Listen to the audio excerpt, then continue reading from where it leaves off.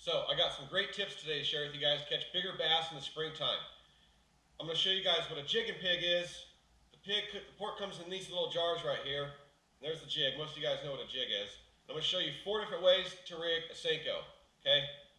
We're going to go ahead and start with jig and pig. This one's already dressed.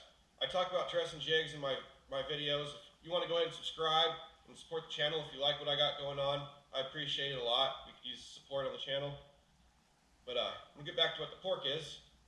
Usually they come in different brands too, by the way. These ones are pork, not rubber, by the way. I don't like using rubber when the water's still cold. Pork is much more realistic, and I've caught a lot more bigger fish off it over the years. I'm talking like instead of averaging 2 or 3 pounds, your average would be like 5 or 6 pounders. So it's a big difference. Now, let's try a little better one. Okay, well, when you take the pork out, most pork has a thicker side on one side and a flush side on the other side. This side, you can't really see the thick side too much, but you want that fat, chunky side to be down. You want that to be facing down on your jig. So fat, chunky side right here goes down, just like that. And you just barely hook it on there, like so. Okay? Now you want your jig skirt to somewhat meet right there where the pork fat is at, where the chunky part is at. You want it to be really close to that. If it's too far, trim it up. And that part will help you a lot. And to remove it, I'm going to show you guys. If you try to remove it normal like that, it's not going to come off there very easy. See that? It stays on there, kind of locks on there because of the barb. Now if you reverse it, just like that, comes right out. Boom, done. Then when you're done fishing with your pork, it dries up. So put it back in the jar, and it'll be good for next time. You can use pork for a long time. It stays good, trust me. Now, let's get to the 4 ways to rig a Senko. If you guys don't know what a Senko is, it's a weightless worm. Well, you could use weight on it, but it's pretty heavy. Most of the time it's used weightless. Now, let's start with the traditional way, the Texas rig. You usually start with the fat part. That's the traditional way. Go down about just a smidge, just about a 1/4 inch or so. You put that hook in there like that, then you put it back through. Just like so. There you go. And what that's going to do is it's going to flutter on the way down. It's going to sink real slow. Now, if you want it to have a different action, you reverse it. Just like that. Boom.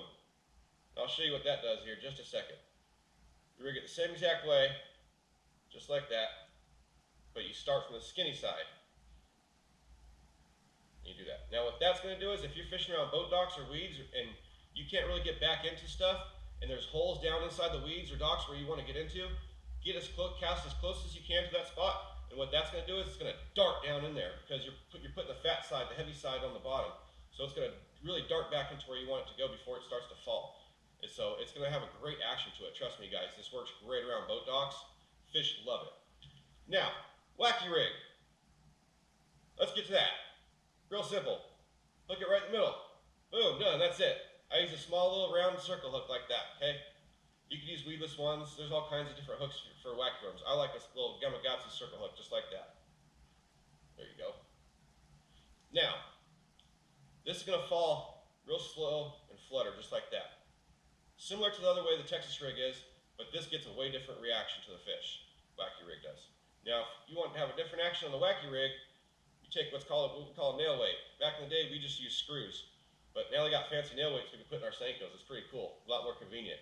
You take that nail weight and you put it in the fat side of the Senko. Remember, the fat side of the Senko, not the skinny side. You want the skinny side to be free. Because what that's going to do is, it's going to bounce like this. It's going to have a lot more erratic action. And the fish are just going to go crazy over that, trust me. Those 4 ways to rig a Senko will always catch you fish, trust me. You'll catch bass year-round on those. Just try them different ways. And especially that darting action around the boat docks, you guys. Try that. You guys will catch some bigger fish off this year. And remember, that pork, when the bass are in that transition period, getting ready to spawn, that pork is key. Rubber does not have the same effect in cold water. Once that water gets to a certain temperature, the rubber will work a lot better again. But that pork will catch you bigger fish. Try it out. I would like to see some comments and pictures on my channel. If you guys posting of some bigger fish, send me some pictures, some emails. I love that stuff, you guys. I would love to keep in tabs with you guys and see the results of you guys rigging the Senkos that way and the jig and pig. I love jig and pig fishing. When I was a kid, I didn't know what a jig and pig was. Someone told me what a jig and pig was at at a weigh-in during a tournament when I was like 11 years old. I went to go watch a Bassmaster tournament. I'm like, what the heck is a jigging pig? And then I finally learned what it was, and ever since then, it's been a key for me. So, tight lines, tune in.